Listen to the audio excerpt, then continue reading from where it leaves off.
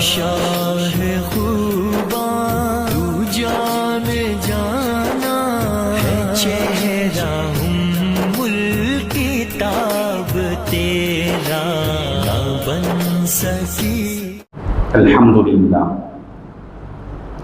अल्हम्दुलिल्लाहि नहमदुहु व नस्तईनुहु व नस्तगफिरुहु व नु'मिनु बिही व नतवक्कलु अलैहि व नऊज़ु बिल्लाहि मिन शुरूरि अनफुसिना व मिन सय्यिआति अमालिना मन यहदिहिल्लाहु फला मुदिल्ल लहु व मन युद्लिलहु फला हादिय लहु व नशहदु अन ला इलाहा इल्लल्लाहु वहदहु ला शरीका लहु व नशहदु अन्न सय्यिदना व नबिय्यना व मौलाना मुहम्मदन अब्दुहु व रसूलुहु अर्सलहु बिलहक़्क़ि बशीरन व नज़ीरा सल्लल्लाहु तआला अलैहि व अला आलिहि व अस्हाबिहि व बारक व सल्लम तस्लीमन कसीरन कसीरा अम्मा बाद क़ाल अल्लाहु तबारक व तआला फ़िल क़ुरआनिल मजीद फ़अऊज़ु बिल्लाहि मिनश शैतानिर रजीम बिस्मिल्लाहिर रहमानिर रहीम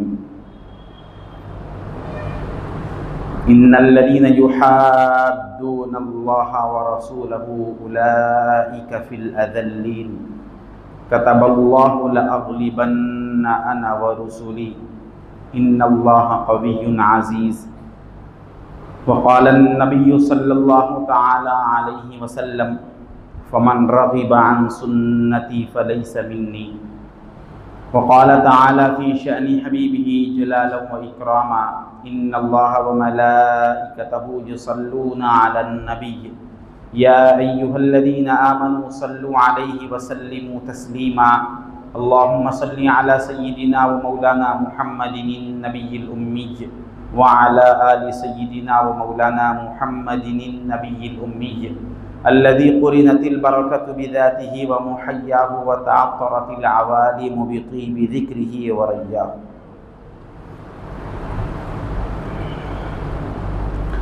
अस्सलामु अलैकुम व रहमतुल्लाहि व बरकातुहू। बुज़ुर्गान मिल्लत, अज़ीज़ान मुहतरम, अल्लाह जल्ल शानुहु व अम्मा नवालुहु का बेइंतहा शुक्र है। उसने हमें सरकार दो जहाँ सल्लल्लाहु अलैहि व आलिहि व सहबिहि वसल्लम के उम्मत बाबरका में पैदा फरमाया और इस पैदाइश पर हमें बेइंतहा फ़ख्र अज़ीम इनायत फरमाया। बेपाया करम है उस रब्बुल आलमीन का, उसने आज हमें सय्यदुल अय्याम यौम जुमा के मौके पर अपने घर जमा फरमाया।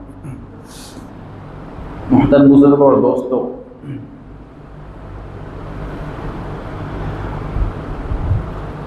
सरकार दो आलम सल्लल्लाहु अलैहि वसल्लम की सीरत तय्यबा में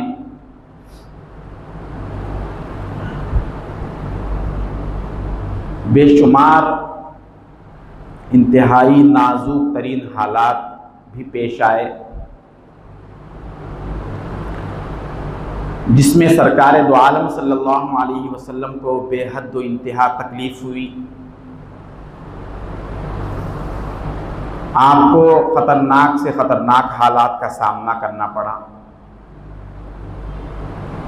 हुज़ूर पाक सल्लल्लाहु अलैहि वसल्लम ने उन तमाम हालात को एक जा कर एक सतर में यूँ फरमाया कि हर नबी को उनकी कौम ने सताया है, मगर जितना मेरी कौम ने मुझको सताया किसी और ने नहीं सताया।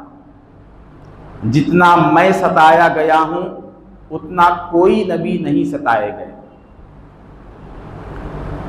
मगर हुजूर पाक सल्लल्लाहु अलैहि वसल्लम की ये तहम्मुल मिजाजी की खूबी थी। आपको लोगों के निभाने का ऐसा सलीका और ऐसा मलका था जो किसी और में नहीं। बड़ी सी बड़ी तकलीफ़ें लोगों से पाने के बाद भी कभी किसी को उसका बदल नहीं देते थे, उसके साथ इंतकाम वाला मामला नहीं करते थे, उसको नफ़रत वाले निगाह से, नफ़रत वाले अंदाज से पेश नहीं आते थे। दुश्मनों ने भी बहुत ज़्यादा सताया, रिश्तेदारियों की तरफ से भी बहुत सी आफतें आई, अल-गरज हर तरफ से सरकार दो आलम सल्लल्लाहु अलैहि वसल्लम पर हालात आए, मगर हुजूर पाक सल्लल्लाहु अलैहि वसल्लम ने किसी को गैर बनाकर दूर रखकर गुफ्तगू नहीं की। कुरान करीम में इसकी तफसीलात मौजूद है, लेकिन सरकार दो आलम सल्लल्लाहु अलैहि वसल्लम की पूरी ज़िंदगी में, पूरे सीरत के खुलासे में एक बात मिलती है, जहां सरकार दो आलम सल्लल्लाहु अलैहि वसल्लम ने चंद खास मकामात में नाराजगी का एक अनोखा अंदाज उम्मत के सामने पेश किया। उनमें से एक बड़ी बात यह थी कि हुजूर ने फरमाया कि मुझे तरह तरह की तकलीफें दी गई, मगर मैं उससे कोई परेशान नहीं हूं, उसकी वजह से मुझे किसी से कोई शिकायत नहीं है। एक मकाम पर हुजूर ने इंतहाई जलाल वाला लहजा और इंतहाई गैर मामूली अंदाज इख्तियार फरमाया, और वहां फरमाया हुजूर ने, फमन रग़िबा अन सुन्नती फलैसा मिन्नी। एक ही जुमले में हुजूर ने फरमाया, मुझे तुम्हारी 1000 तकलीफों से कोई परवाह नहीं, तुम्हारे 1000 ईजा रसानियों से कोई आफत नहीं, तुम्हारे बदतरीन से बदतरीन सुलूक करने के बावजूद, तुम्हारे बदअखलाकियों से पेश आने के बावजूद, तुम्हें हर तरह के सताने के बावजूद मैं किसी से कोई इंतकाम नहीं लिया, किसी से कोई बदला नहीं लिया, किसी से नफरत का जर्रा बराबर भी इजहार नहीं किया, किसी को अपने से जुदा करके पेश नहीं किया। मगर याद रखो, अगर तुम्हें मेरी सुन्नत से शगफ ना हो, मेरी सुन्नत से मोहब्बत ना हो, मेरी सुन्नत तुम्हें पसंद ना आती हो, तो याद रखो ये तुम्हारे साथ मेरा वो मामला है कि इसके बाद तुम मेरे नहीं और मैं तुम्हारा नहीं। एक मकाम पर हुजूर ने आकर उम्मत को अपनी जात से अलग कर दिया। अगर तुम्हें मेरी सुन्नत पसंद नहीं है, मेरा चेहरा मोहरा पसंद नहीं है, मेरा रहन सहन पसंद नहीं है, मेरा लिबास पसंद नहीं है, मेरे अखलाक पसंद नहीं है, और मेरे जिंदगी के मामूलात, मेरे सबो शबो रोज तुम्हें पसंद नहीं है, तो दफा हो जाओ, दूर हो जाओ, तुमसे मेरा कोई ताल्लुक ना दुनिया में ना आखिरत में। ये इंतहाई खौफ ज़दा कर देने वाली हदीस है। ये सही बुखारी में हदीस पाक आ रही है। उमूमन हम इस हदीस के टुकड़े को निकाह की महफिलों में पढ़ते हैं, हालांकि हुजूर पाक सल्लल्लाहु अलैहि वसल्लम ने इस हदीस को निकाह के हदीस के साथ नहीं फरमाया। ये अन्निकाहु मिन सुन्नती, निकाह मेरी सुन्नत है से रिलेटेड नहीं है। ये हदीस सेपरेट है, जहां हुजूर ने अपनी जिंदगी के मामूलात बताते हुए, अपने अखलाक और सुन्नतें समझाते हुए हुजूर ने फरमाया, मेरी सुन्नत पसंद नहीं है अगर तुमको। फमन रग़ीबा का मतलब, तुम्हें अगर मेरी सुन्नत इख्तियार करने में शर्म महसूस हो रही है, तुम्हारा दिल गवारा नहीं करता, तुम इस पर मर मिटने का जज्बा नहीं रखते, तो याद रखो तुम्हारा मेरे साथ कोई ताल्लुक नहीं है। फलैसा मिन्नी, तुमसे मेरे किसी भी एतबार से कोई ताल्लुक नहीं है। अब आप सोचे, कायनात में दुनिया हो या आखिरत, हर मकाम पर इंसान की कामयाबी और उसको इज्जत के जो सहरे मिलना है, उसको बुलंदियां जहां मिलना है, उसको कामयाबियां जिस दर से मिलती है, वो एक हुजूर पाक सल्लल्लाहु अलैहि वसल्लम की जात है। और हुजूर बता रहे हैं, तुम मेरे साथ निस्बत और ताल्लुक होने का ऐलान करना छोड़ दो, तुम अपने आप को मेरी गुलामी का दम भरना छोड़ दो, मुझसे मोहब्बत होने का दावा करना छोड़ दो, अगर तुम्हारे अंदर मेरी सुन्नत ना हो। कुरान करीम की जो आयत करीमा तिलावत की गई, हक ताला भी यही फरमाता है, इन्नल्लज़ीना युहाद्दूनल्लाह व रसूलहू उलाइका फिल अज़ल्लीन। मालूम है तुमको सबसे नाकाम और रुस्वा और जलील आदमी दुनिया में कौन है? जिन्होंने अल्लाह उसके रसूल की मुखालफत की। जो अल्लाह उसके रसूल, अल्लाह की मुखालफत तो कोई नहीं कर सकता, क्योंकि अल्लाह की जात तो काबिले इत्तिबा बनकर हमारे सामने जलवागर नहीं है। उसके कुदरत के करिश्मे और निशानियां है, लेकिन एक रूप और सूरत होना जरूरी है मुखालफत करने के लिए। यहां अल्लाह तबारक व तआला अपने नबी की मुखालफत, हुजूर के सुन्नतों की खिलाफ वर्जी को, अपनी नाफरमानी और अपनी मुखालफत साबित करने के लिए अपना नाम भी यहां शामिल कर दिया और फरमाया, जो मेरे महबूब की मुखालफत करे, मेरे महबूब का रहन सहन पसंद ना हो, मेरे महबूब की सूरत और सीरत जिसको पसंद ना हो, उलाइका फिल अज़ल्लीन। याद रखो ये जिंदगी में रुस्वा होते और जलील होते रहेंगे। और इज्जतें किसको मिली? कतबल्लाहु लअग़लिबन्ना अना व रुसुली, मैं और मेरे रसूल ही हर मैदान में कामयाब रहेंगे। मैंने इस बात को लिख दिया और फर्ज कर दिया। ये एक दो टोक अल्लाह तबारक व तआला ने खींच कर रख दिया। याद रखो दुनिया में जिंदगी में इज्जत अगर चाहते हो एक रास्ता है, देख लो, मेरे महबूब की सूरत लेकर निकलोगे, तुम्हें दुनिया में भी सुरखरू मिलेगी, तुम्हें आखिरत में भी कामयाबी मिलेगी। अल्लाह तबारक व तआला को किसी की कोई जरूरत नहीं है। अब वो जमाना जो सहाबा इकराम का, अरबों में हुजूर पाक सल्लल्लाहु अलैहि वसल्लम को जब अल्लाह ने भेजा, अरब कौम ऐसी थी, बिल्कुल अनपढ़ जाहिल कौम थी। दुनिया में, दुनिया की सारी कौमों में सबसे बदअखलाक और अनपढ़, जिनको हालात से, अखलाक से, तहजीब और तमद्दुन से जरा बराबर भी वाकिफियत नहीं थी, वो कौम थी अरबों की। उसकी वजह यह है कि वो पत्थर के जमीन पर बसती थी। इंसान जिस जमीन पर बसता है उस इलाके के मट्टी की कैफियत उन इंसानों में हुआ करती है। किसी इलाके की मट्टी नरम अगर है तो उनके दिल भी फितरतन नरम हुआ करते हैं। और जिस इलाके में ज्यादा, जितने पहाड़ होते हैं सूखे रंग के, सूखे किस्म के पथरेले जो मकामात ज्यादा होते हैं, वहां के आबादियों में, वहां के लोगों के दिलों में भी सख्ती होती है। और अरब एक ऐसी कौम थी, दुनिया में सबसे ज्यादा पथरेली जमीन उसी मकाम की थी। किसी जमीन को कितना भी अंदर तक खोद कर देख ले, पानी का एक कतरा नहीं मिलेगा। जमीन के तह से तह तक भी पत्थर ही पत्थर था, कहीं भी पानी या हरियाली और सरसब्ज़ और शादाबी नाम को भी नहीं थी उस मकाम पर। एक ऐसी बस्ती थी, वहां पर सरकार दो आलम सल्लल्लाहु अलैहि वसल्लम को अल्लाह ताला भेजता है। क्या हिकमत है अल्लाह तबारक व तआला की, क्यों हिंदुस्तान में अल्लाह ने अपने महबूब को नहीं उतारा, नहीं मबऊस किया, अरबों की जमीन में क्यों भेजा? अल्लाह तबारक व तआला ये सारी दुनिया को, क़ियामत तक के लिए आने वाली इंसानियत को एक सबक देना चाहते हैं। ये कौम अगर सुधर जाए, ये पत्थर दिल, पत्थर सिफत कौम में तब्दीली आ जाए, इनके दिल नरम हो जाए, दुनिया का हर बाशिंदा, हर इलाके का आदमी सुधर सकता है। मगर अल्लाह तबारक व तआला ने अपने महबूब से वो कमालात जाहिर फरमाए, ऐसी पत्थर दिल कौम जो दुनिया में जलील और रुस्वा थी, उनको कोई पलट कर नहीं देखता था। खुदा ने खुद फरमाया, हुवल्लज़ी बाअस फिल उम्मिय्यीन रसूला, हमने अनपढ़ गवारों में अपने बाअज़मत और अजीमुश्शान बेमिसाल रसूल को भेजा। तो फिर क्या हुआ? वो लोग क्या बने? उनकी तरबियत में रहकर वो क्या से क्या बन गए। वो लोग जिनको सरदारी करना नहीं आता था, वो लोग जो बकरियां सही चरा नहीं सकते थे, जानवर को हाँक नहीं सकते थे, जब उनको नबूवत का रंग मिला तो सारी दुनिया के बादशाह बन गए। ना कुछ पढ़े ना कुछ लिखे, उनके अंदर कौन सी यूनिवर्सिटी हुजूर ने खोल दी मक्के में? हुजूर ने कौन सा बड़ा कॉलेज कायम किया? आप सरकार की जिंदगी को तलाश कीजिए, कौन सा बड़ा इदारा हुजूर ने कायम कर दिया जिसका कोई नाम रखा हुजूर ने?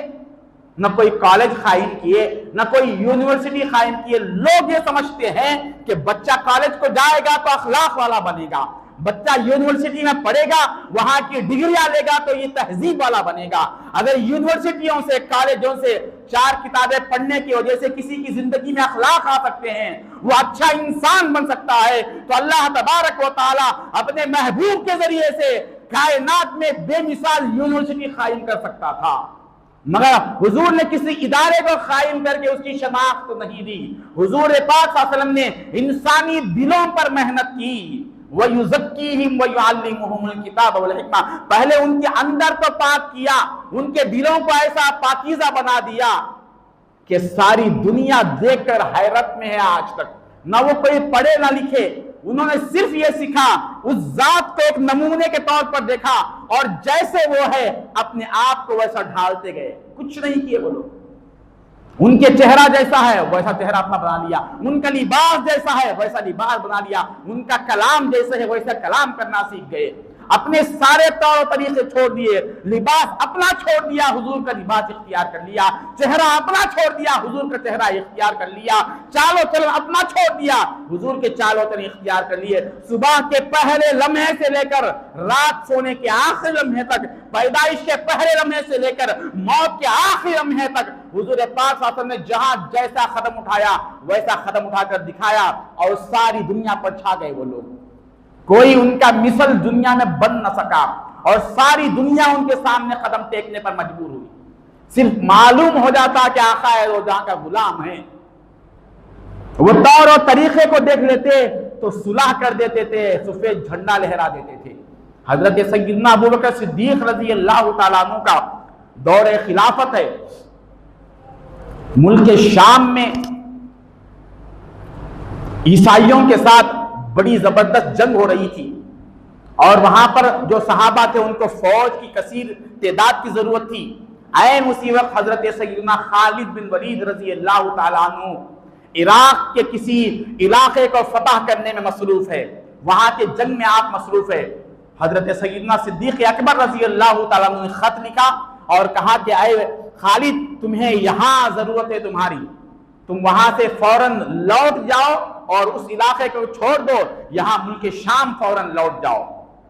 हजरत खालिद बिन वलीद रज़ी अल्लाह तआला अन्हु ने देखा कि यहां से मैं वहां जाऊंगा, वहां पहुंचने तक 1 महीने का रास्ता फासला हो जाएगा, 1 महीने का फासला तय करके मुझे जाना होगा। आपने सोचा कि क्या कोई और शॉर्टकट रास्ता है जिसमें हम आसानी से कम दिनों में कम वक्त में पहुंच जाए। किसी ने आपको मशवरा दिया, यहां से एक आसान रास्ता है, 7 दिन में हम मुल्क शाम पहुंच सकते हैं। लेकिन ये जो 7 दिन का रास्ता, छोटा रास्ता है, ये सारा रास्ता जंगल और बियाबान में से गुजरना है और खूनखार दरिंदे और जानलेवा मूजी जानवर वहां पर है, उनको पार करके जाना कोई आसान काम नहीं है। दरमियान में या तो जंगल है, झाड़ियां हैं जिसमें खूनखार भेड़िए हैं, या फिर उसके बाद दरमियान में ऐसे सहरा है जहां पानी मिलने का कोई नाम और निशान नहीं है। या तो हम जानवरों के हाथ लग जाएंगे, अगर जानवरों से बचकर हम उनसे लड़कर बाहर निकल जाएंगे तब भी सहराओं में पानी की वजह से 4-4, 5-5 दिन तक पानी नहीं मिलेगा और हमें बगैर पानी पिए के उन रेगिस्तानों से गुजरना है। या तो जानवरों के हाथ में फंसकर मर जाएंगे या फिर प्यास की वजह से मर जाएंगे। ये 7 दिन का रास्ता तय करना मुश्किल है। हमारी जिंदगी में ये हालात आते, वाकया किस्सा समझकर सुनना छोड़ दे। जब हमारी जिंदगी में भी ऐसे हालात आते हैं कि यहां पर मेरे लिए नाकामी के सिवा कोई दूसरा रास्ता नहीं है, मेरे लिए यहां जिल्लत के सिवा कोई रास्ता नहीं है, अब इससे मैं ये मुसीबत से बच नहीं सकता। जब ये हालात आते हैं, सहाबा क्या करते थे? एक तो पहुंचना है, वो 1 महीने का रास्ता इख्तियार कर सकते थे, उन्होंने नहीं किया और कहा क्या सहाबा सबको जमा किया और आपने तकरीर की, बयान किया सहाबा के सामने। हमारे पास बयानात जो होते, जलसे जो होते, वो तमाशे के वास्ते होते, टाइम पास के वास्ते होते। थोड़ी देर कुर्सियों में बैठ जाओ, जो बोलते सुन लो और खाना डाल देते, खा लेके चले जाओ। ये सबसे ज्यादा जलसे इसी कौम में, मुसलमानों में ही है और सबसे ज्यादा तरक्की से दौर, ये तल्ख हकीकत है मगर यही है कि ये मुसलमान ही, जिनके पास सबसे ज्यादा नसीहत करने वाले हैं, जोरदार बयान करने वाले हैं, जिनके पास हजारों लाखों खर्च करके जलसे किए जाते हैं, ये मुसलमान बदलता क्यों नहीं? क्या ये इंसान है या जानवर हो गया? जानवर होता है जिसको कुछ भी कर लो वो अपनी ग़िज़ा छोड़ता, ना रहन सहन छोड़ता। हर साल जलसे होते हैं, हर महीना कोई ना कोई जलसा होता है, मगर इसके अंदर बदलाव का कोई नमूना ही नहीं है। अब उनके हालात देखिए, वो कैसे मौके पर बयान कर रहे हैं। वो सहाबा को जमा किया और ताबीन है कुछ, उनको जमा करके कह रहे हैं, ऐ लोगों, हम जो इस रास्ते से निकलना है, अल्लाह के राह में जा रहे हैं, ना हम अपने अहलो याल के लिए जा रहे हैं, ना हम माल और दौलत कमाने के लिए जा रहे हैं, ना हमारा यहां पर कोई तिजारती काफिला है। हम सिर्फ इसलिए जा रहे हैं कि हमें आखाए दो जहां के लाए हुए दीन को सारी बंदगाने खुदा तक पहुंचाना है। हमारे हाथ में हुजूर का दीन है और हुजूर की सुन्नत और शरीयत है, इसको पेश करने के लिए हम जा रहे हैं। और ये रास्ते में जो मखलूक आएगी, याद रखो, हर मखलूक जानती है कौन गुलाम मुस्तफा है, हर मखलूक जानती है कि किसके अंदर आकाए दो जहां सल्लल्लाहु अलैहि वसल्लम की निस्बत और ताल्लुक जिंदा है। मखलूक को मालूम है, हुजूर पाक सल्लल्लाहु अलैहि वसल्लम ने फरमाया, इंसान नहीं जानते, कुल्लु शैइन यारिफु अन्नी रसूलुल्लाह, हर शय जानती है कि मैं अल्लाह का रसूल हूं।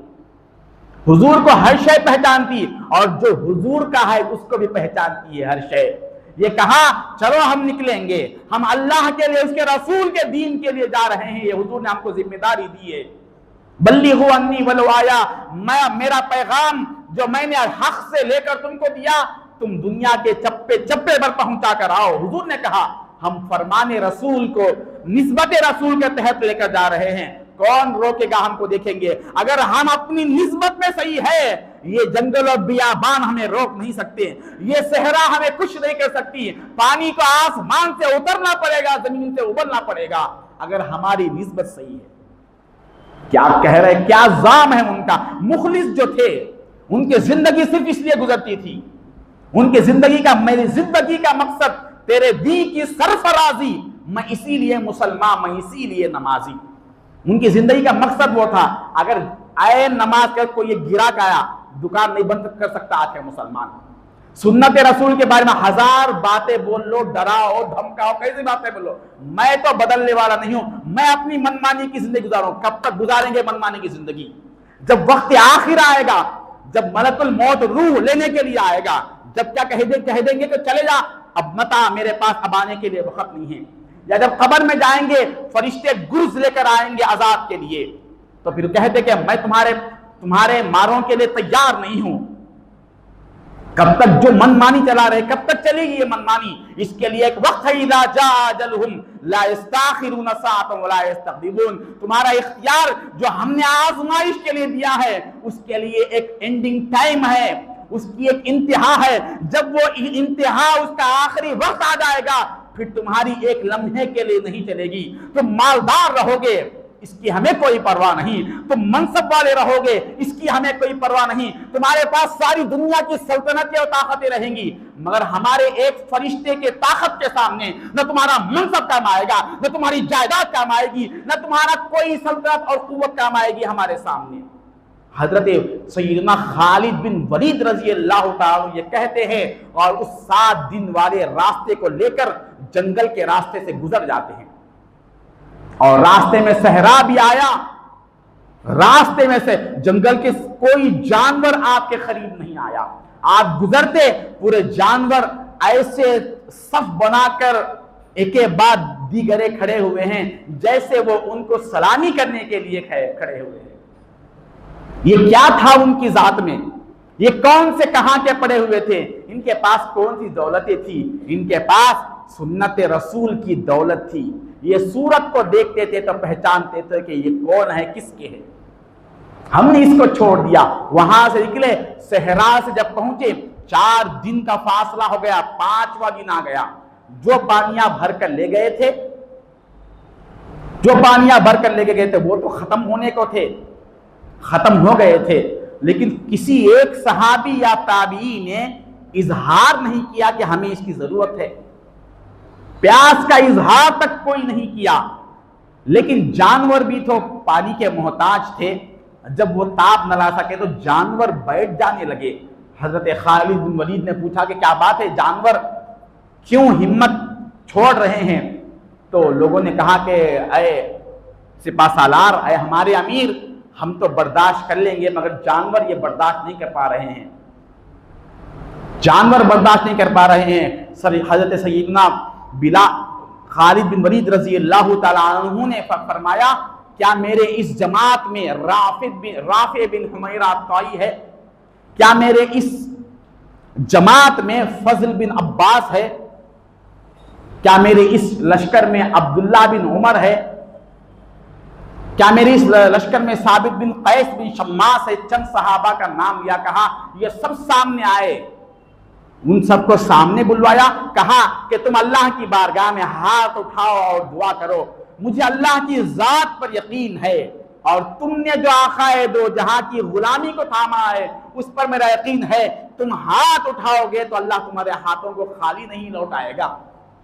ये कह रहा था, उन्होंने हाथ उठाया, वो रेगिस्तान जिसमें कभी तारीख में बारिश नहीं हुई थी और रेगिस्तानों में बारिश कभी नहीं होती, बादल नहीं आते, ये साइंसी एतबार से भी ताकीक है, मगर उनके हाथ उठाने पर अल्लाह तबारक व तआला ने वो मूसलाधार बारिश अता किया जिसकी मिसाल नहीं थी। उनको पानी आ गया। क्या पेश किया उन्होंने? उनके पास निस्बत मुहम्मदी आकाए दो जहां के आसार थे सुन्नत रसूल की शक्ल में। उनको अल्लाह तबारक व तआला ने हर जगह कामयाबी दी। उन्होंने उस पानी से फायदा उठाया और वहां से वो अपने सफर को आगे बढ़ाते हैं। जानवर भी पी लिए और कुछ महफूज भी कर लिए और वहां से निकले। बिल्कुल 7 दिन मुकम्मल हुए। 8वें दिन हजरत खालिद बिन वलीद वो उन रूमियों के किले के दरवाजे के पास आकर पैगाम देने लगे, दस्तक देने लगे कि लोगों, खालिद बिन वलीद आ चुका है तुम्हारे दरवाजे पर। अब ये जो साथी थे उनके ईमान में और मजबूती आ गई कि जिनके सामने जंगल के खूनखार जानवर भी ताबे हो गए और सहरा के खुश्की हालात भी उनको कुछ कर न सके। अल्लाह ताला ने गैब से पानी का भी इंतजाम किया। अब हमको कोई रोक नहीं सकता। उनका अपने निस्बत पर, गुलामी पर नाज हुआ और वो मुतमईन हो गए। इधर ये लोग क्या कर रहे हैं देखिए। जब उनको मालूम हुआ कि कौन आया है, मालूम करो, उसमें जो लड़ने वाले दुश्मन ईसाई थे उनके आलिम भी थे, उनके बड़े बड़े आलिम भी थे। उन्होंने मालूम करवाया कि ये आया कौन है, उसका नाम और उसके अहवाल मालूम करो।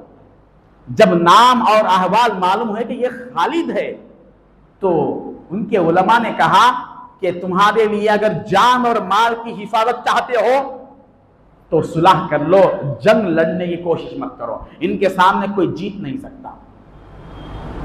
हालांकि उस वक्त हजरत खालिद बिन वलीद रजी अल्लाह ताला अन्हु के पास 10,000 का लश्कर था और वहां सहाबा इकराम जो पहले से लड़ने के लिए आए हुए थे वो 20 से 30,000 के दरमियान थे और दुश्मन जितने थे वो 2.5 लाख थे। 2.5 लाख होने के बावजूद वो आलिम कह रहा है, इनके जो औसाफ बयान कर रहे हो, इनका जो नाम बता रहे हो, इनका जो चेहरा बता रहे हो, इस लिहाज से हम इनसे लड़ नहीं सकते। तबक़ात इब्न साद में हाफिज इब्न कसीर अल बिदाया व निहाया एक मोतबर तरीन किताबें हैं, ये वाक़ियात उसमें आए हैं। फुतूह शाम में ये वाक़िया आया है। वो फरमाते हैं कि ये हालात जिसके बारे में कह रहे हो, हम इनसे जीत नहीं सकते। लोगों ने पूछा कि इसके बारे में तुम्हें कैसा इल्म है, तुम्हें कैसा इल्म है? यहां पर ये तो आगे लिखे नहीं, ये पढ़कर जो बता रहे हैं उसका मतलब ये निकल रहा है इनके बारे में तो तौरात में, इंजील में नहीं है, इनके नबी के बारे में है। हर उम्मती और हर गुलाम जो बड़े बड़े कारनामे किए हैं उनका नाम ले लेकर तौरात और इंजील में नहीं है, लेकिन अल्लाह तबारक व तआला ने इस उम्मत के औसाफ को बताया सरकार दो आलम सल्लल्लाहु अलैहि वसल्लम के निस्बत से। ये एक बात थी तौरात और इंजील में कि उम्मत मोहम्मदिया को देखना चाहो, इनके अंदर अलग से औसाफ तलाश मत करो, ये इनके नबी जैसे है उनके कदम बकदम रहेंगे। इनका जैसा नबी का जैसा चेहरा इनका वैसा चेहरा, उनके जैसे अहवाल इनके वैसे अहवाल, नबी के जैसे अखलाक इनके वैसे अखलाक, न वो अलग है न ये अलग है, ये तो एक जैसे तुम्हारे सामने नजर आएंगे। ये था खुलासा तौरात और इंजील में। उम्मत मोहम्मदिया की शनाख्त क्या थी? कोई अलग से शनाख्त नहीं थी, कोई अलग से अलामात नहीं थे। ये इनके नबी की जिंदगी देख लो, ये जैसे है ये वैसे उसके बराबर नजर आएंगे। और जब जिसके अंदर ये अलामात है उनके सामने दुनिया की कोई ताकत नहीं टिक सकती। बेहतर है तो अपने जान और माल की तहफ्फुज़ चाहते हो, दे दो, उनके हवाले कर दो। बहुत से लोग उस आलिम के पीछे आ गए। हाफिज इब्न कसीर फरमाते हैं कि कुछ लोगों ने जिद किया, उनकी बात को नहीं माना। अब यहां देखिए हुआ क्या। कोई सोच सकता है कि नहीं भाई इनकी गलत फहमी हो गई, अगर शायद लड़ लेते तो मुसलमान हार सकते थे, क्योंकि मुसलमानों की तादाद कम थी। किसी को यह सवाल हो सकता था, मगर अल्लाह ने इस सवाल को सवाल रहने नहीं दिया। वो ईसाई आलिम ने जो कहा कि इनसे हम लड़ नहीं सकते, इनके अंदर मोहम्मदी सिफात है, तो कुछ लोग उस पर यकीन कर लिए और पीछे हट गए। लेकिन हर जमाने में, हर दौर में वो लोग हैं जो अपने उलमा के और अपने मशाइख के बड़ों की बातों को नहीं मानते और नाकाम होकर, जलील होकर दुनिया के सामने रुसवा होकर रह जाते थे। कुछ लोग, जमात अलग थी, कुछ मामूली सा, कुछ लोग जो अकीदतमंद थे उस आलिम के, वो मानकर पीछे हट गए और कहा कि हम तो तुम्हारे साथ नहीं लड़ सकते। हजरत खालिद बिन वलीद ने उन सबको किले में महसूर कर दिया, तुम चले जाओ, तुम हट जाओ।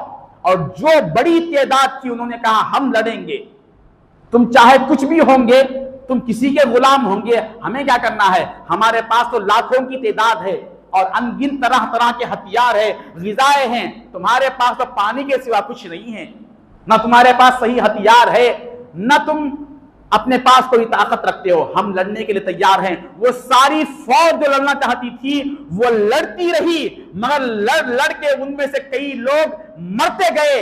उसके बाद उनको मालूम हुआ कि इस आलिम के बात सही है, हम इस गुलाम मोहम्मद से लड़ नहीं सकते, जीत नहीं सकते।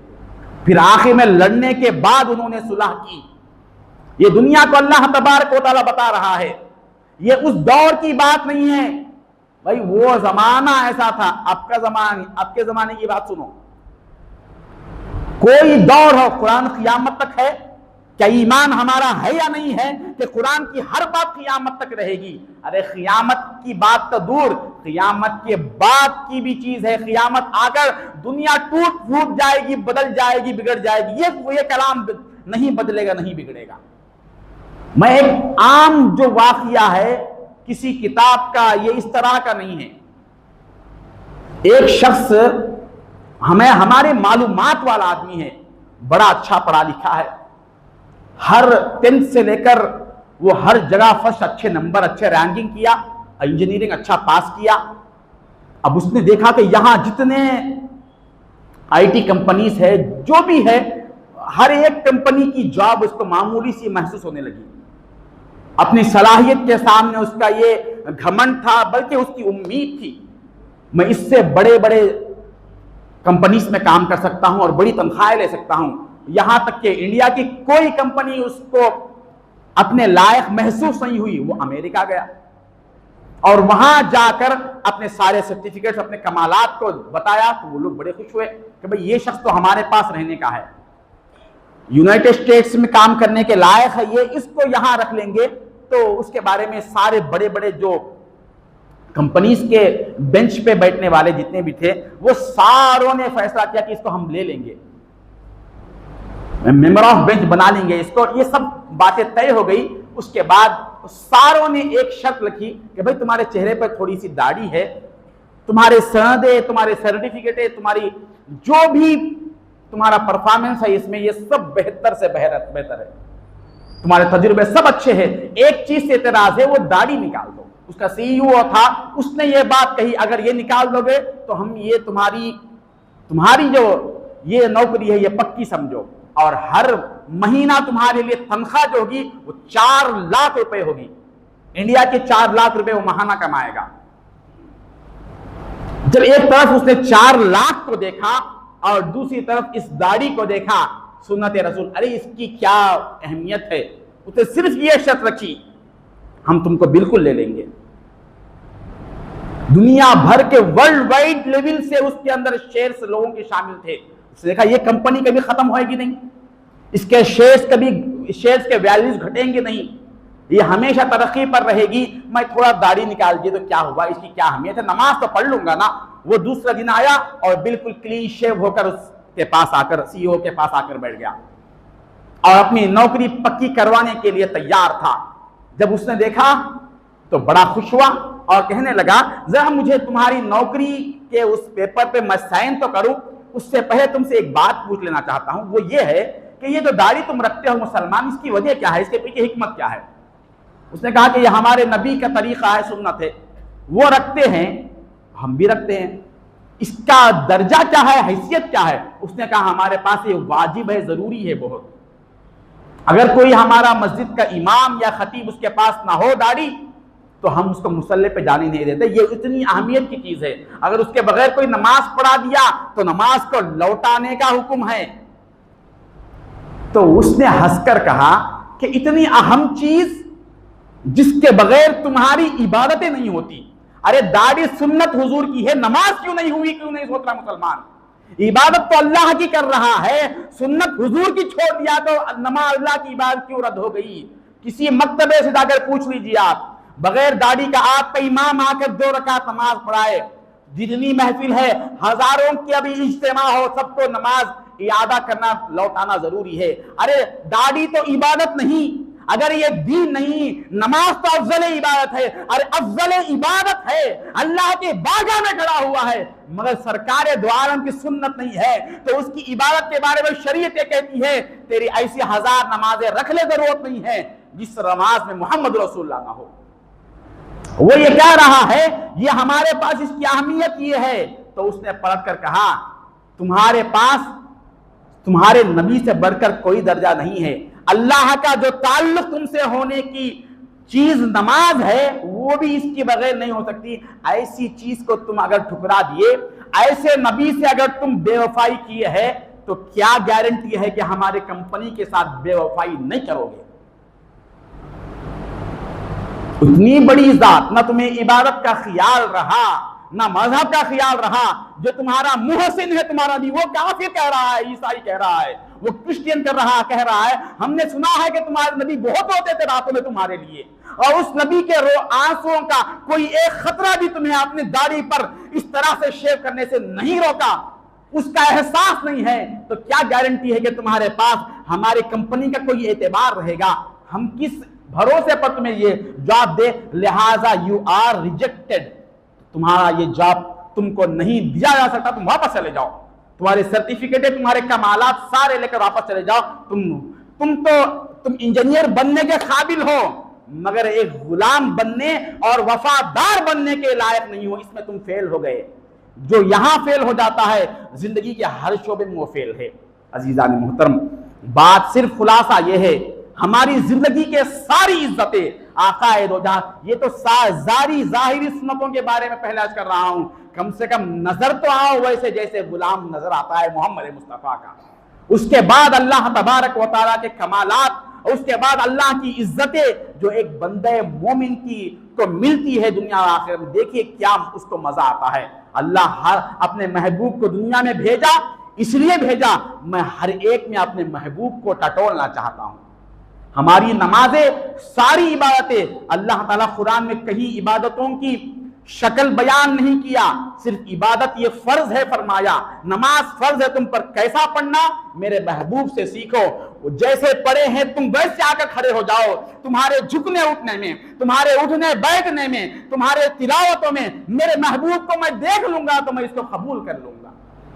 न तुम्हारी इबादतों का कोई एतबार है, न तुम्हारी जिंदगियों का कोई एतबार है। अल्लाह ये कहना चाहता है, हम तुम्हारी जिंदगियों में अपने महबूब को देखना चाहते हैं। मेरे महबूब नजर ना आए, तुम्हारी जिंदगी से सुकून को छीन लूंगा, बरकतों को छीन लूंगा, रहमतों को छीन लूंगा। उसके बाद तुम दुनिया के कितने बड़े भी ताकत वाले मनसब पर आ जाओ, तुम्हें कोई इज्जत नहीं दे सकता। अल्लाह तबारक व तआला से दुआ है, जो कुछ कहा गया सुना, मुझे तौफीक अता फरमा, हमारे हाल पे रहम व करम फरमा, तेरी मोहब्बत अता फरमा, तेरे महबूब की मोहब्बत अता फरमा, आपकी ज़िंदगी पर मर मिटने की तौफीक अता फरमा, आपके सुन्नतों पर मुकम्मल तरीक़े से बजावर होने की तौफीक अता फरमा। तुझे वास्ता है हबीब पाक सल्लल्लाहु अलैहि वसल्लम का। व आखिरु दावाना अनिल हम्दुलिल्लाहि रब्बिल आलमीन। अस्सलामु अलैकुम।